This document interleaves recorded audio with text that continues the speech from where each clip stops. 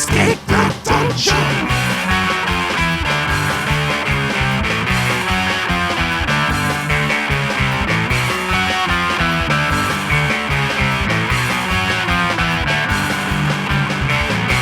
Hello, everybody. This is Escape the Dungeon, the podcast where we ask you to join us as we explore the world beyond the world's oldest role-playing game.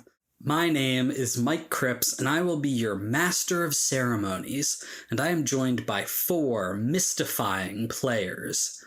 Zach Brass. That's me. I'll be playing someone. Dom Brass. Hey, I'm Dom. I'll be playing Bobby the Werewolf. Nate Brass. What's up, Internet? That's me. I am your favorite wizard named Christina the Wizard. Ooh. Is that her real last name? And Tyler Knittle. Hi, I'm Tyler. I play Dale, and I believe Christina's last name is Lopez? It is. All right. Each season, we will be playing a different tabletop role-playing game. This season, we are playing Urban Shadows 2nd Edition, a Powered by the Apocalypse game published by Magpie Games. Do you guys want to know what I was doing just before we started recording? What were you doing just before we started recording? I was playing the new Indiana Jones video game. Oh my god! There's a new Indiana Jones video? Yeah, there's a Indiana Jones game. And The Great Circle, I think it's called. The Great Circle. It's the circle. I know, I was like, what is this, a Lion King video game? What are we doing? I'm enjoying it so far. I'm pretty early going, but I like it. I get to explore around the Vatican and smash a guitar over fascists' heads, and like that's pretty fun. So it's like Assassin's Creed 2. Sure. I don't know. Speaking of video games, I have an announcement to make. Oh. Mike, I played a couple hours of the new Dragon Age, and I liked it. And just because you hate minorities doesn't mean the game's bad. Wow. Oh, man. Mike, the right-wing snowflake Is gamer this the, Oh my god. the Great Schism? God, let me just say, I really wish I didn't have empathy or value for other people sometimes, because That sounds like somebody that doesn't have empathy or no, value. see, for here's the other thing. I really think I have the skill set to be a great right-wing influencer and grifter. I think we all do. Could never do that because I think it's a shitty thing to be. Zach and I have You had know, this honestly, conversation Mike, I've multiple genuinely times. had the same, the same thoughts. I'm like, damn, my morals and integrity. Fuck. I could genuinely fuck people over very easily, but I don't want to. I don't know if that's the best example. God, I feel like a lot resigned of to people being could do poor. that, right? Like, that's not... You know what's crazy is I've never once fantasized about being a right-wing grifter. No, I couldn't even. Mike, what will your grift be? See, that's the thing. I haven't thought about it that hard because I could never live with myself doing it. But like, I could be just one of those, talking heads. Or, you know what? Actually, I could be really good, I think, at going around and asking people loaded questions for like my TikTok show or whatever. Oh God. Oh. You know those kinds of guys. Remember this, Mike. They all hawk a product, right? Well, yeah. Well, obviously, I'd get into supplements and The reactionary crap is to sell some stupid, overpriced bullshit. Alex Jones had all of his fucking survival shit. Joe Rogan's got fucking brain pills. You know what would be fun? Those like apocalypse survival buckets. We could even tie that into the show. You know? Yeah, dude. You know, prepare for the end times. I would totally grift the survivor shit because, you know, I'm an Eagle Scout. And I would actually sell them useful shit, though. I mean, yeah, I was going to say, in fairness, this is just kind of like marketing with like social platforms. So, of course, they're doing that, too. I frankly don't have a problem with their like selling whatever. Yeah, these are metal tin cans, which means they won't melt when you fucking use them as a pot to make your stew in it. After you hunted your meal like a man. Okay, this part feels very easy. Like, that's whatever. Yeah, that exactly. It's easy. That's all you have to fucking say. It's just like media specialism, right? Like, I understand. It's just like put propaganda out there. I'm not, you know. But like, I feel like cult leader, because I could actually delude myself into some crazy cult. You and your cult leadership like, stuff, I think man. I'd have to delude myself if I was doing a grift. Dom, what are you trying to say? I just couldn't do it unless I was crazy. It's just a comet, Dom. No, honestly, you know what? Actually, I could see it, Dom.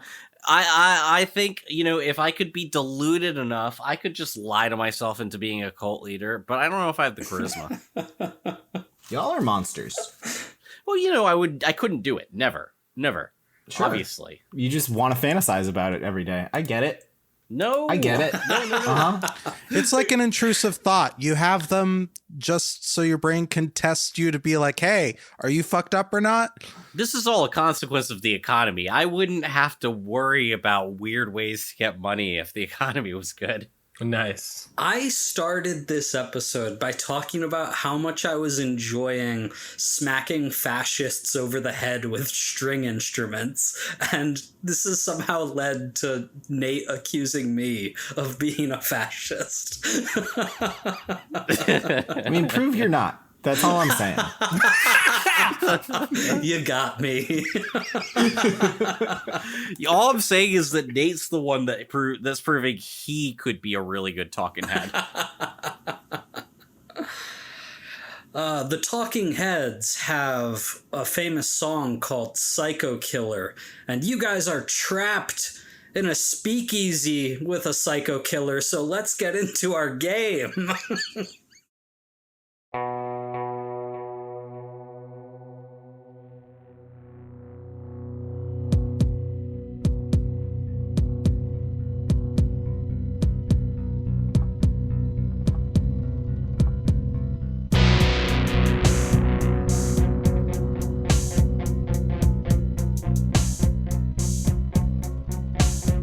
Previously on Urban Shadows. Las Vegas is a city where everyone is playing a game. Slots, roulette, poker, dominoes. And it's funny how one domino falling can ultimately lead you to places you'd never expect. For example, Bobby, Ezra, Cris, and Dale are in the Phantasma crime family's speakeasy hideout, fighting a gang of ghosts and a rampaging high-on-sand Josh King, because Bobby insists that to impress a group of vampire artists, he needs a body, and it might as well be that of an enemy. They need to impress the vampires to acquire a bloodstone flute, which they need to give to the fairies to end a hit put on their friend Leon, who the fairies want dead because of his previous affiliation with the Sons of Earthly Filth, who attacked the fairy prince on his birthday. That's a lot of dominoes, and I have a feeling that they're not done falling yet. I feel like you guys took some issue with how I made a ruling about the ghosts in this scenario. Do you guys feel I'm being unfair about how this all works? Oh, the armor piercing shots. I think it was cheap, but like I'm giving you shit in a fun way. Yeah, like regular bullets can hit ghost people, but ghost bullets can hurt regular people. What's up with Yeah. that? But like at the same time, it feels like the appropriate negatives for, I don't know, it just feels appropriate. Like I knew they would be a bitch because they're ghosts. Ghosts are always a bitch. Well, so that part is straight out of the book. Oh, but I thought it would be funny if ghost bullets passed through us too. Well, yeah, I was really hoping for mitigated damage because like they can't do as much damage. But then I got like mauled by everyone's friggin' Tommy guns and I turned out okay. So depending on how quickly we can dispatch these guys. Plus now you have magic claws. Yeah, I got magic claws. So mostly I've been doing this straight from the book. The ghost bullets, sure, you guys can get mad at me if you want about that. But to pull back the curtain a little bit, how I'm handling them is that the ghosts are a group. You don't need to worry about one by one taking down each individual ghost. I think I said there's like 8 or so ghosts in here, but for the purposes of this scene, this encounter, they are all one unit. And the way that groups work is that they do have a size and they can have tags which affect their statistics, their abilities. And so this is a small group of ghosts, but they do have the incorporeal tag, which straight from the book says immaterial and ephemeral. Usually ghosts or spirits, cannot be harmed with ordinary weapons, but still vulnerable to magic or ritual.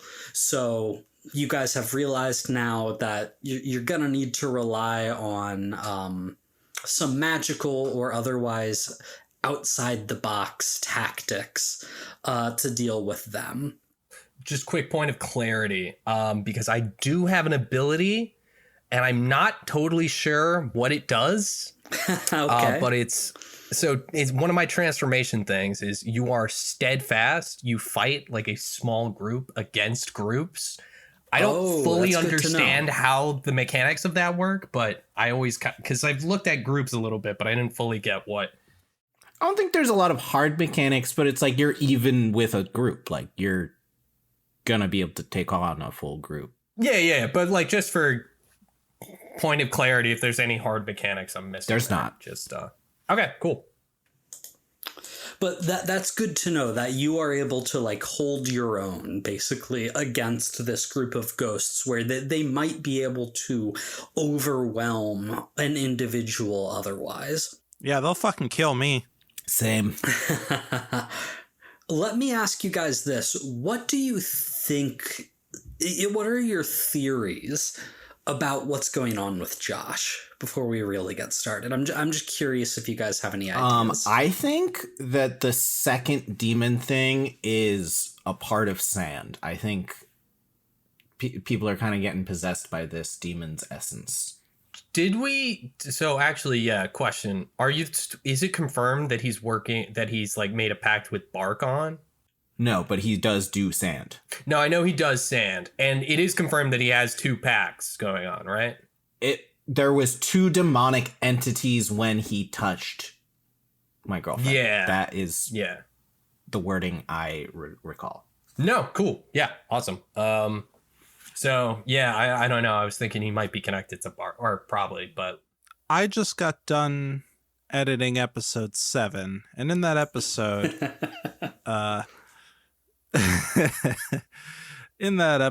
Ezra muses what sand feels like as a high, and I exclaim, "You can't feel anything," but I'm being proven wrong, and I like to admit when I am incorrect. Apparently, you demon fucks can get high off of sand. Yeah, I know. Ezra's suddenly learning this. Let's get into the scene. So where we left off, Dale is behind a billiard table that he's knocked over, using as cover.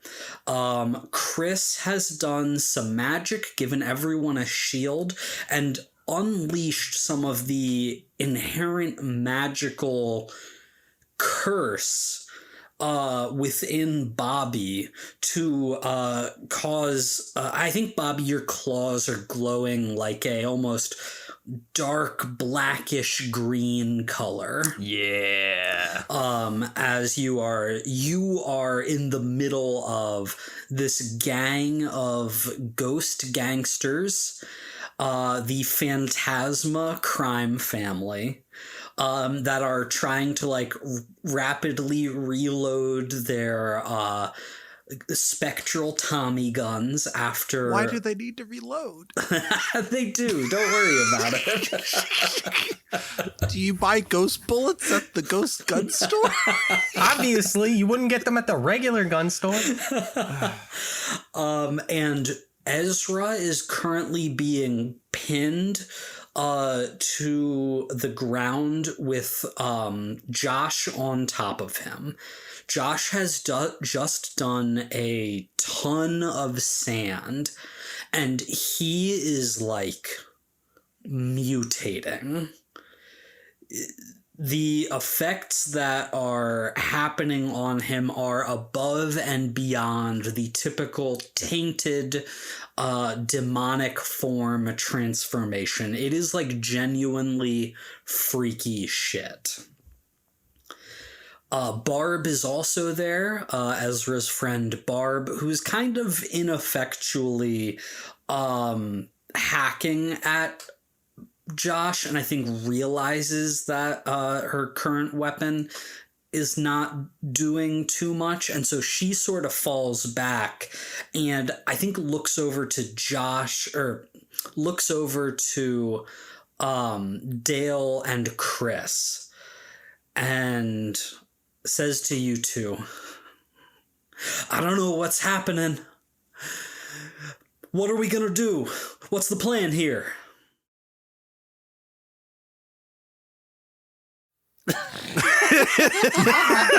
What? Wait, it's she's talking to us me. through, did we? Is she Not talking to to me. Yeah. She's looking right now at Dale and Cris because they seem to be the smartest in the moment. What? So Dale or Cris, I want to start with you guys in this moment. You see this situation. What do the two of you do? I really hope ghost bullets don't penetrate cover. I say, cowering behind the pool table and realizing how fucking ineffectual Dale is when it comes to magic fights. Well, you could maybe shoot the demon in the head. It might work. I could shoot the demon. I mean, that's kind of what I was going to do. Like, I'm totally useless against these ghosts unless I get some magic weapon or something, which I think is kind of a stretch for me to have in my kit. I think that's agree? absolutely a stretch. But Yes. I mean, I couldn't have flash grenades. So. Maybe Cris can enchant your gun. I don't know. I don't know how that works. Well, I don't listen, know it's Chris's established that the ghosts need to reload their ghost guns, which implies that there's ghost bullets, which means there's a ghost gun store. If we survive this, I'm going to find the ghost gun store and get me a ghost gun. There you go. do you guys think there's any way you can think of that you might be able to help out with this scenario other than just fighting? Like, I don't want you guys to feel like that's the only thing you can do to advance the scene. Cris would shift attention onto Josh at that point, and I think try and kind of distract him a bit from the dude with a giant sword that is my friend. So Josh has got his back to you. He's like sitting on top of Ezra, pinning his arms down so that Ezra can't swing his claymore right now. And you can see like his back is rippling. The scales are shifting in place, and he's got 2 demonic wings that have sprouted, and you can see these like nubs sort of popping out of his back as more pairs of wings are starting to force their way out of his body in places where wings should not sprout from. Hey, How do you Hellboy, think- get off my sword of friend! And I'm gonna blast at him with my gun. So you start firing. Is Chris's intent to try and hurt, or like you said, more to distract? I think distract. It's like this is gonna be a loud way to kind of like I'm a little kid punching him. I feel like at this point using a regular pistol. Yeah. Like it just kind of gets his attention. Very good. So I'm gonna need you to roll with mind to distract. Ooh, that's an 8. All right. That's an 8, which means you are going to get to pick 2 of these options. Create an opportunity, expose a weakness or flaw, confuse them for some time, avoid further entanglement. I would like to create an opportunity for my boy to get out from under him. Mm-hmm. And expose a weakness or flaw. So you start firing, and your bullets really just like are grazing or even pinging off of his back. Like you are not really aiming to hurt, just to get his attention. And as you do, Josh starts to rise up from the ground, still like standing over Ezra, but not quite fully pinning him down, giving Ezra an opportunity to maybe get free, maybe get an attack in.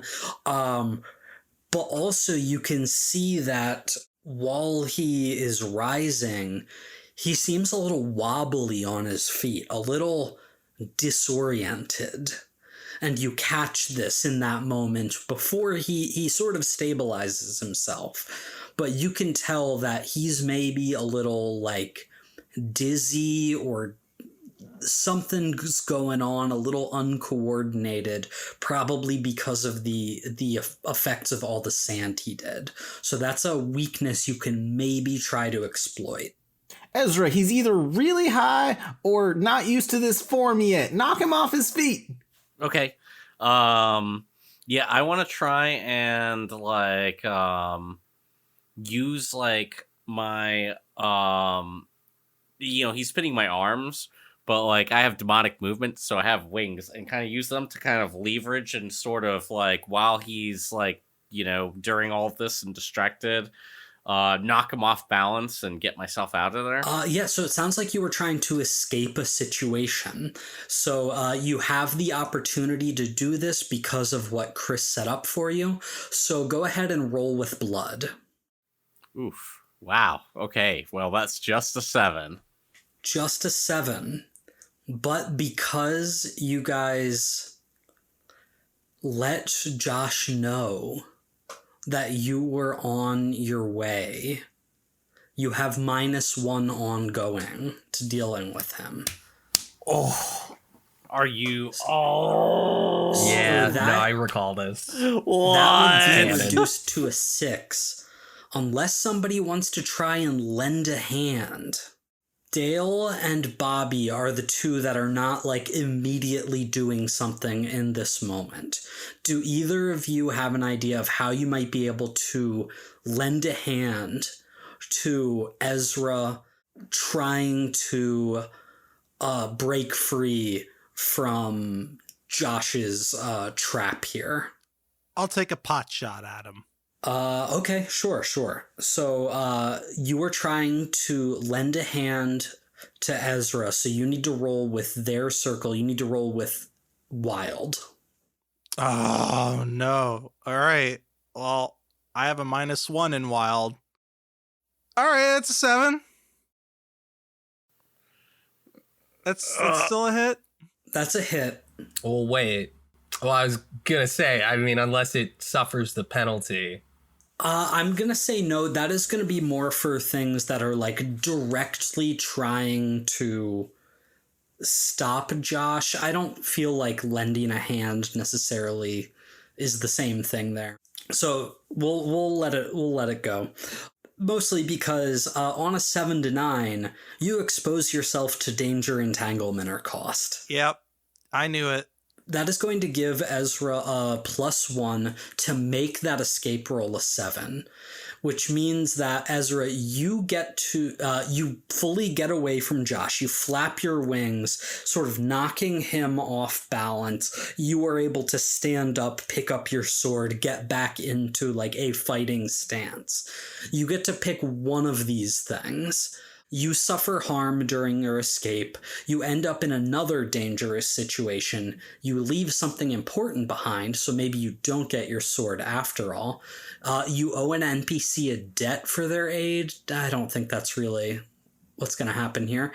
Or you give into your base nature and mark corruption. Which of those do you pick? You know, I'd like to say mark corruption. That's fine. Don't do it. You can say that. You give into your base nature and mark corruption. I'm going to pick that because you're going to take something awful. You call upon your own tainted, your own demonic power. You let that flare as you get away, you get your things, you get back into fighting stance. I also get to pick one of those because you got a 7. I'll be nice. As much as I want to say you don't get your sword after all, I already did narrate that. So how about we just say this? I'd also like to say you suffer harm, but you've got stupid armor. And I would just cancel it out unless I was really mean. I'm going to say you end up in another dangerous situation. I'm going to say as you are flapping your wings away, breaking free, you aren't really paying attention to where you're going. You fully bump into Bobby as you retreat. And as you turn, you see that Bobby is practically feral. You also see that the ghosts have finished reloading their ghost Tommy guns and are getting ready to spray their bullets all over both of you in an area. Bobby, I'm going to leave this up to you, up to whatever you feel you'll be able to sleep at night with. But with this power that Cris unleashed, you did have to mark corruption. You are feeling the curse is particularly potent. You are feeling particularly bestial. And you just saw Ezra, who we all know you don't like, bump into you.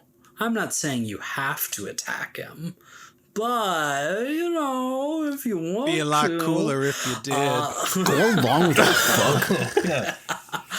I'll tell you what. I'll roll 2d6, and if it's higher than a 4, man. We're doing it. Oh, wow. You're really not giving me... I rolled a 4. Okay, so statistically, this is not probable because I wanted to attack him. I mean, you still Okay, can. I'm gonna roll. I'll roll again after the next action that I take. Okay. He already narrated it. You can't and take so- it back. Just to be honest to the die. This is the precedent you have set, Mike. Ezra and Bobby looks at you, for a brief moment, Ezra, looking like he might rip your head off, but then turns his attention back to the ghosts. You two are now standing back to back, both in your transformed states and ready to take on these ghost gangsters. Meanwhile, I have not forgotten that Dale has to wind up in a bad situation because of how he rolled. So I wish you did. Josh like sort of stumbles back, clearly not fully stable on his feet, and he falls back against the billiard table. Oh shit. And as he's like trying to right himself, Dale, you just see these horrible claws that are like curling and twisting in on themselves like far too long start to pierce through the billiard table as Josh like lifts himself up, stares over the table at you, taking cover behind it. Oh shit. And he's just like, well, what have we here? Hey, Josh. Big fan. What do you guys do? I fan the hammer at him. Fan the hammer. Okay. I don't think that can be anything but turn to violence, Dale. Yep. I haven't done it yet, and I just want to do it once just to say I did, you know? I want to know what it feels I like. want to know what it feels like to shoot someone. I don't. Just to feel I hope I never have to. the warmth of blood as it touches my skin. Look, you're Dale, a I fucking need psycho. you to roll with blood. All right, time to go Doom guy. I got no modifier on this, so it's a straight 2d6. -1. -1? That's a 4. Oh, Dale. Oh, Dale, that's really bad. I know. I hope you're Not- proud of yourself. All right, guys, new game plan. Protect Dale. Don't let him die. Dale, Josh picks you up by your shirt collar, effortlessly lifts you up off the ground, Put me down. and he winds up and he fully throws you across the room, crashing into the wall on the far side. I would like you to mark 2 harm, Ow. as you can feel like ribs breaking. I have. As you- Hold on. I have 1 armor, so I'm only gonna mark 1 harm. Oh, I was too nice to you. You were, dude. You Forgot can be about cool, the bro. armor. I won't make that mistake. I read the again. rule book, Mike. You guys see Dale fly across the room, crashing into the wall, but there's like a spark of magic as the shield protects him from the worst of the impact. Meanwhile, Thanks, Chris. Always wear your magical helmet. Barb hops on Josh's back, takes the hatchet that she has to her throat, or to his throat, Oh, yeah, real And- dramatic. just starts like slashing, and there's like some sparks that fly off, but is very clearly having minimal damage to him. And she's shouting, I don't understand. This thing was blessed. This should be hurting him, but it ain't. Bobby, what are you doing? So I would like to make an example of one of the little goofy gangsters, and use my new fancy claws. And I'm probably gonna we're gonna keep it simple. I'm gonna rip off his head, and I do want to throw that at one of the gangsters to see if that does anything. I don't expect it to be effective. It's just good to know if I can hit ghosts with other ghosts. And throwing the dead ghost head should tell me that. So I would like to turn to violence. You can hit ghosts with your claws, dude. I know this is a separate thing I want to know for the future. It's just a fun thing. It's important to know, can you hit a ghost with another ghost? Second question. Corruption abilities. Can I get my new corruption ability, or we wait to do that? You fully marked corruption, right? You filled up your bar last episode. Absolutely. I'm gonna say you can get whatever you get from that now. I'm fine with that. Okay, so I'm gonna take Force of Nature because I gotta pick up my corruption game, boys. You guys are speeding. This is gonna give me +1 blood, and we're hoping for 12s because I mark corruption if I get 12s. Oh my goodness. So that probably, does that bring your blood up to +3? No, +2 right now, but it can turn it to like +3. So okay. keep in mind. Yeah, so you get that now. You are, like I said, you are feeling particularly bestial. So go ahead and roll with blood. Boom! Oh crap, that did not work. Oh no! Fuck! Are you That kidding was me? I rolled a really 5. bad roll. It's a 5. That's a 1 and a 2 +2. That's 5. God. That's messed up, dude. Man, buddy.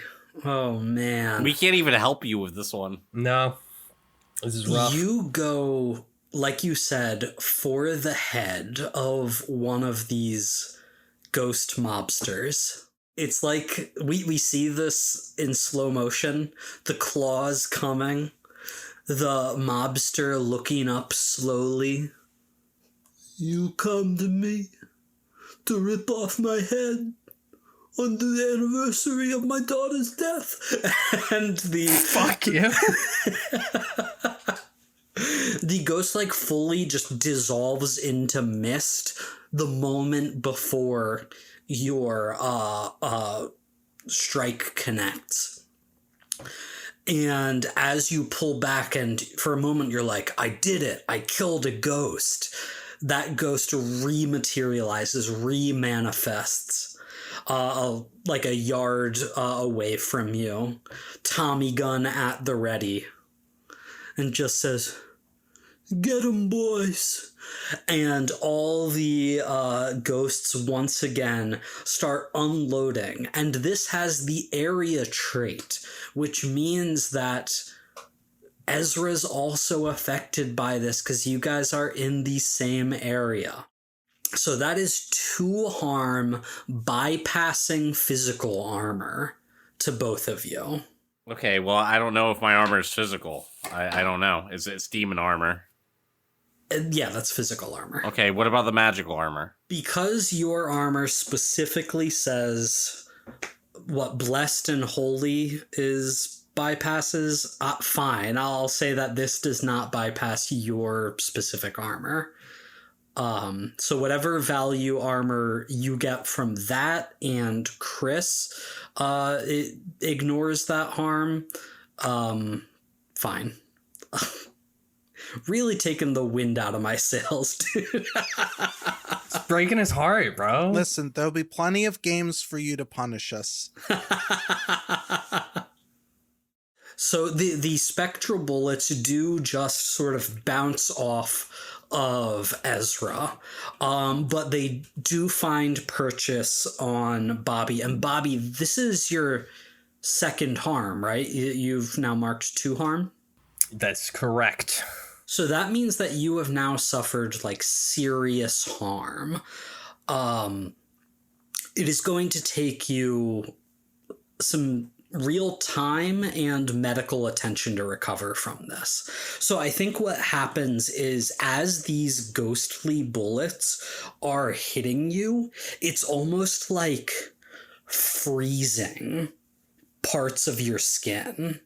Like it's instant frostbite, and like necrotization of the flesh that these bullets are making contact with. So like you're starting to realize that this could get really bad if you keep getting shot like this. I want to jump back over to Cris now. Cris, you see all of this happening. Is there anything you'd like to do? Ooh.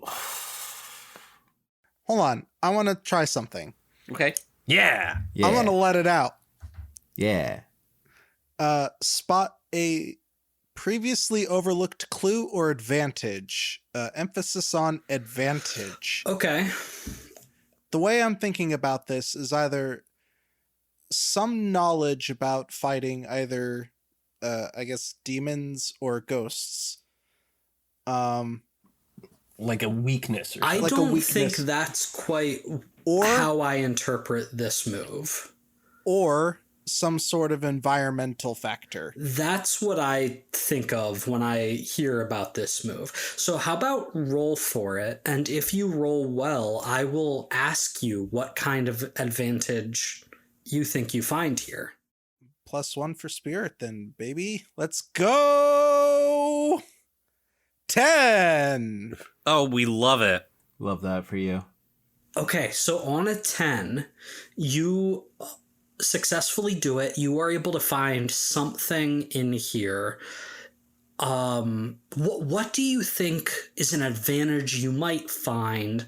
Something that might help you in the moment here in a ghost mob's speakeasy? Like what kind of thing do you think might be in here that could turn the tide for your group? All right, so beer taps use CO2 to push the beer out, right? Mm-hmm. And they're under a lot of pressure. This is speakeasy. Yeah, it's a speakeasy, which has alcohol and beer taps, because that's what a speakeasy is. But it's ghost alcohol. You can't touch it. No, it's They're ghost oh taps. shit! Is it ghost alcohol? Is it ghost CO2? Fuck! You take a quick look at what's on tap. I want to shoot the red barrel that causes an explosion. You take a quick look at what's on tap, and there is a mix of like poltergeist pilsner. Oh my god! It's even here. The shitty brewed. The beer names. Yeah, the puns. Oh my! The But, fucking puns. There's some like actual human beers on here as well, which I won't name because we're not getting sponsored. You could just make up puns, and those are beer names. You see that they've got semicolon tattoo IPA. Yeah, that sounds about right. Yeah. That's some hipster Yeah. bullshit. All right, yeah. Yeah, no. I'm going to quick jump behind that bar and shoot at those CO2 tanks and cause an explosion. Talk this through to me real quick, Tyler.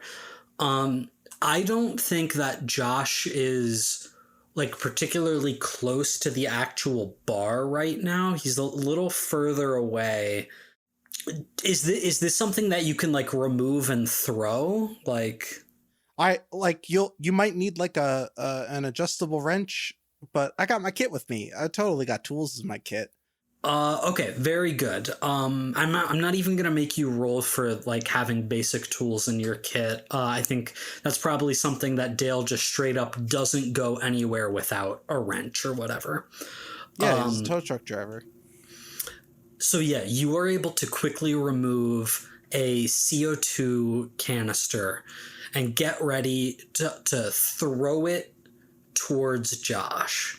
Now, here's the thing with that let it out. On a 10 plus, you either are going to mark corruption, or this is going to be limited in some way, or unstable. I'll say unstable, where there's a good chance you'll catch some friendlies in the blast. So, corruption or unstable. We're going to mark corruption. Okay. Very good.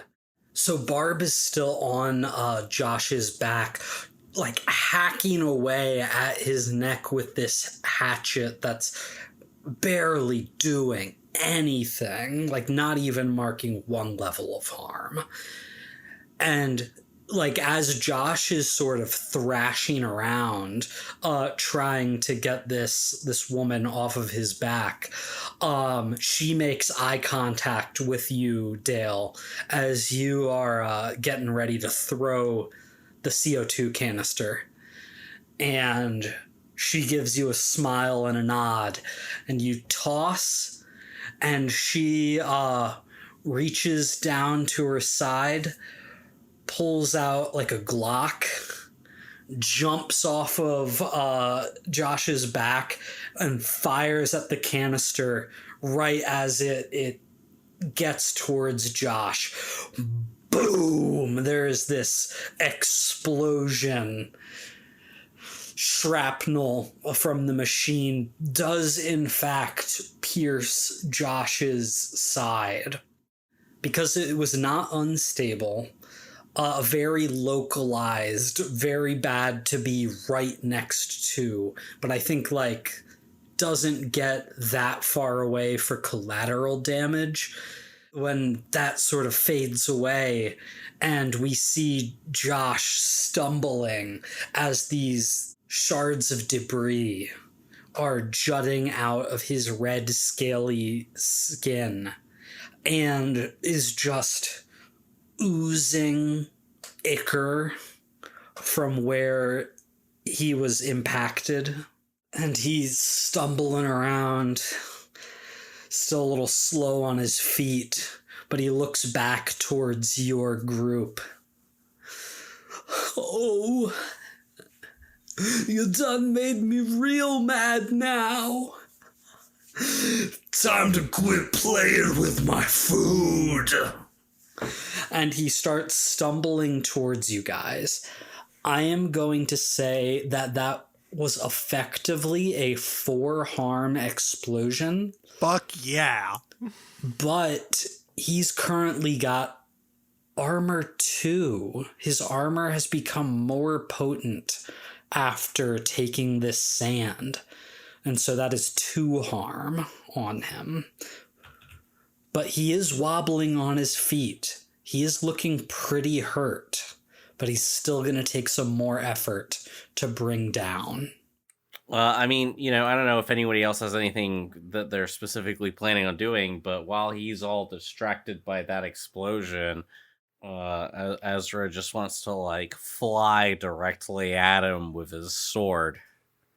Just like a missile, like a flying demon missile. Very good. A flying demon missile.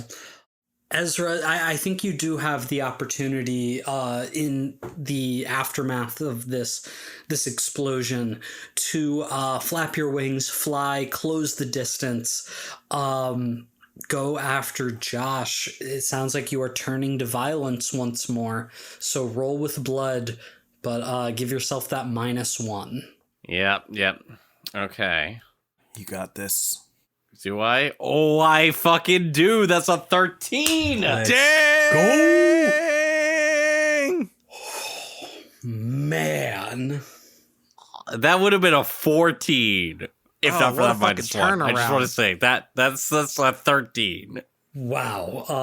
Okay. That's a big hit. I'm not gonna lie to you, Zach. That's a big hit. I wish you didn't roll that well. But you did. So you inflict harm as established. On a 10+, you get to choose whether you inflict terrible harm, you take something from them, or you create an opportunity for an ally. I mean, I'm flying at him with a sword, so I feel like the only realistic answer is I inflict terrible harm. If I did well... Yeah, I knew you were going to pick that. So that means that you do 1 more harm than you normally would.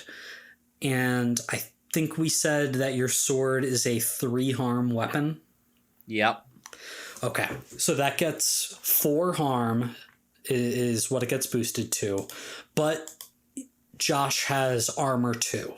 So you inflict 2 harm. That is bringing him up to 6 harm taken. That would be enough to kill any of you guys. But you're a cheat, aren't you? But NPCs don't follow quite the same rules as you Mike do. and his bullshit. This is straight from the book, baby. Uh-huh. In fact, I have given him less harm boxes than I could have. Screenshots or it didn't happen. Okay, so I didn't read all of the rule book.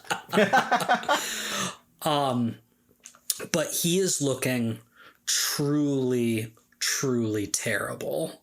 Your claymore, like, slashes off some of these vestigial limbs that are coming out of his body.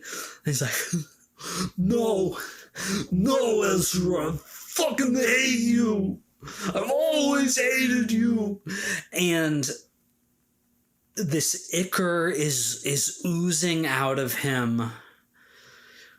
But he also starts to, like, catch fire.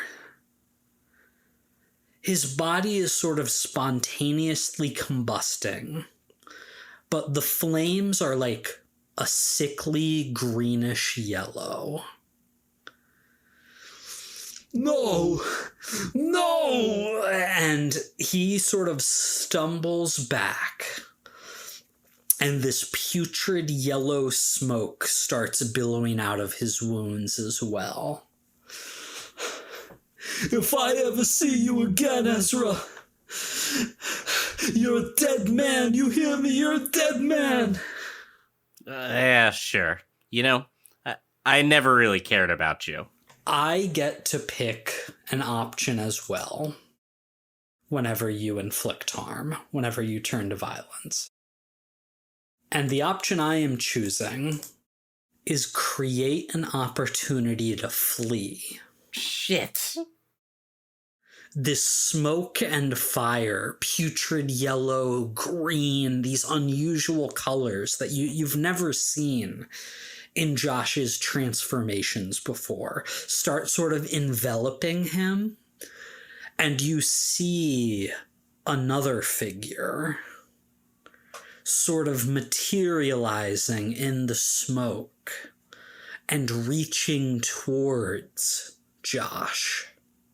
If you guys cannot stop this from happening, Josh will flee, and Bobby's plans will be ruined. What do you guys do? We try and stop it. Does anyone else want to do something? Would this be a time I could reshape the essence or nature of an exposed object or magical spell? This seems sort of magical spell adjacent, sure. Okay, I am going to let it out to try and counterspell. Okay, I need you to make a very important roll with spirit. I am gonna say you're gonna get that -1 ongoing to this. Are you ready? I'm ready. Are you really ready, though? I'm the most ready I have ever been in my entire life. Well, good, because I rolled a 6. Oh. Someone can help me to get a 7. Yeah, can I help? How do you think you can help? Also, keep in mind that this would be a roll with power, so maybe somebody who is, like, good at power can try and help. This is good at power, but okay, if anybody's good at power, I'm not negative. I got a +1 in power. You got a +1? You got this, boy. So, as he begins to kind of like disappear, I think Cris just kind of like starts drawing like a fuck ton of different words and sigils and like chanting shit, and their eyes start glowing, and then like this phantom chain kind of like comes out of my wrist and it binds him to try and like hold him on the spot. But it's very powerful magic, so you just see as like my nose starts bleeding and I like can't really contain it. And as this is happening, that green and yellow flame and smoke is rising, swirling all around Josh, and this figure within the smoke behind him is growing larger and larger, and you can see reaching, grabbing Josh's hand and trying to pull him deeper into the flame and smoke. This is your one chance, Dale. I'm going to physically grab his arm that the chains are around and just fucking try to heave as hard as I fucking can. For all the money. And as you touch this chain, which is emerging from Chris's wrist, Spider-Man style, you can feel the insane magic power radiating off of this thing. It hurts to touch, but you have to power through that. And that is why this is a roll with power. Yeah. All right. Here it goes. For all the marbles, boys. Here it goes. Let's go. God fucking son of a bitch! I'm just a guy. I'm not the main character, guys. I rolled a 5. Oh no! If rolling well makes you the main character, I don't think any of us are. I know, right? I could try and help if I'm allowed. I could try and chop off his arm that she's holding. That was my idea. Only one character can successfully lend a hand, and only one character can successfully get in the way on any given roll. All the characters can try, but you can't keep racking up +1s. Okay. So even if a player misses, other players can jump in. You guys see Dale faltering. So yeah, Ezra is going to see Dale fail to like be able to like, you know, he's like getting burned by the thing, and he just looks up and sees Josh being pulled in the other direction, grabs grips onto his sword a little tighter, walks on over to the side that is being pulled by this new entity, and like goes to like chop Josh's arm off by the shoulder on that side. I need you to roll with power now as well. It's a good thing these ghost gangsters are taking so long to reload their ghost bullets. Oh god, this is Are you actually kidding me? I rolled a 6. This fight will never end. My God! I guess it just like bounces off his shoulder. Yeah, your claymore just bounces off. You can feel the flames and the smoke that are surrounding Josh are almost like physically impeding your sword. And so you don't get that full momentum, and the sword just glances off as this entity, like you said, is further pulling Josh into this new portal that has appeared. Josh is almost through. The only one who can maybe put a stop to it is Bobby, as the ghost mobsters raise their Tommy guns one more time up to you. Oh dear. All right, so I am gonna try to grab this dude and pull him away from this portal. Yeah, I mean, it's just really gonna suck when it doesn't work. That's all I gotta say. Just Mike's rolling. gonna keep chaos. That is a 4. I rolled a 4. TBK, we're just not gonna get the one thing we went here to get. I know, it's just annoying. This is a failed It's had a quest. drama, I guess. Like, oh, I love it. what? Well, if you didn't want to lose Josh as a character, you're welcome. God, you know what? He got this opportunity to escape on me rolling a 13. He's like, oh, they're doing too good. You better dip That's what out. you get for having too good of armor. Yeah, he was dude, gonna stab honestly. you, and then he realized I would get nothing. Yeah, actually, This is your fault. This is all your fault, Ezra. It's your fault for giving me extra armor. Fine, I'll never give it to you again. It's all of your fault if you think about it. No, that was. I mean, good. literally, yeah, we all rolled to fail. We failed together in a beautiful way. Yeah. So what does Bobby do? I was Just push him in? Despite the efforts of Cris, Dale, Ezra, and Bobby, you are not able to stop the entity within the smoke and flames from pulling Josh in. And you see his monstrous form disappear. But this other entity remains. The green and yellow swirl around, and it is just a silhouette illuminated by these strange, colorful, dancing lights. And the entire image moves forward. This entity raises its smoky arm.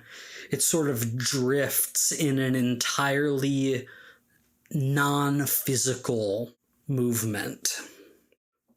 Enough.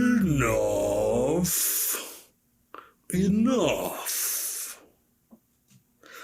And the ghosts that were preparing to fire raise their Tommy guns, taking them off of the four of you and Barb.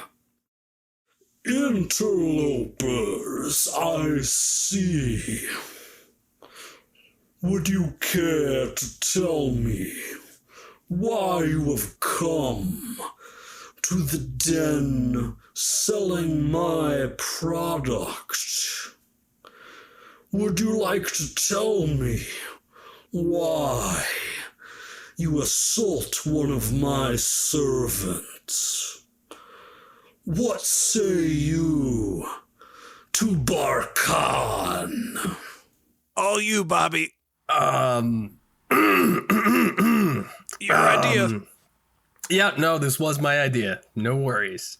Wait a second. What do you mean, your servants? Josh doesn't work for you. But he does. He came to me of my own accord, seeking what I offered. Tell me, tainted, servant of Azrael, do you seek the same? I just kind of, scoff and, ignore the question. Your little buddy has been causing us problems. So, we just wanted, we just needed to hang out. We just had a few words. If we could just get him right back here, it'll just be a real quick thing. Yeah, we were just having a nice conversation before you stepped in, honestly. It was just, between old colleagues. Nothing personal. If you were having a nice conversation, my presence would not have been required. Oh, no. That was somebody else. He stepped out. We took care of him. Do not deceive me. It will not work, and I will not have it. Speak the truth. We came here to kill your pawn. The truth. You see how wonderful it is.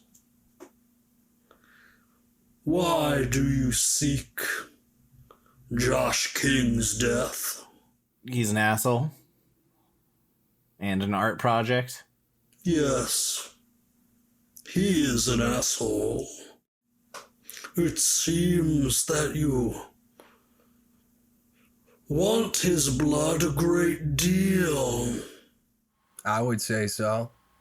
I have outgrown my need for him in particular.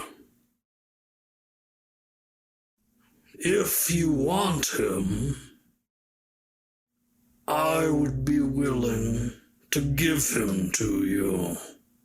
And all you require in return is?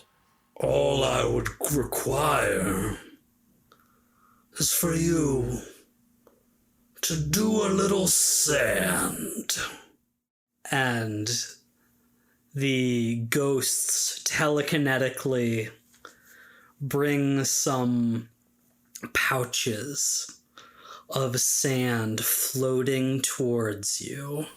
5 pouches. 1 for Cris, 1 for Dale, 1 for Bobby, 1 for Ezra, and 1 for Barb. Just a little sand, and Josh can be yours on the next episode of Escape the Dungeon.